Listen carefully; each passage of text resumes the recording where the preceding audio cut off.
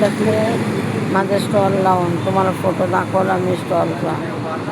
इथे बसले आता मी माझ्या जागेवर. तुम्ही बरे आहेत का बघा.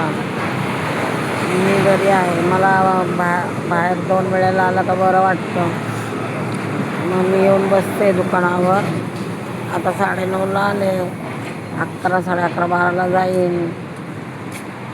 मग परत संध्याकाळी पण येईल 4 वाजता. मग संध्याकाळी 4ला आलं की 8, 8:30, 9ला जाते घरी. असा माझा दिनक्रम चालू आहे. मैत्रिणींना काय करायचं. पाय तर खूप दुखतात, होत नाही आहे. पण यावं लागतं. आता सामान आहे भरलेलं तर ते करावं लागतं. चला मग आज म्हटलं मैत्रिणींना थोडासा व्हिडिओ काढून दाखवूया.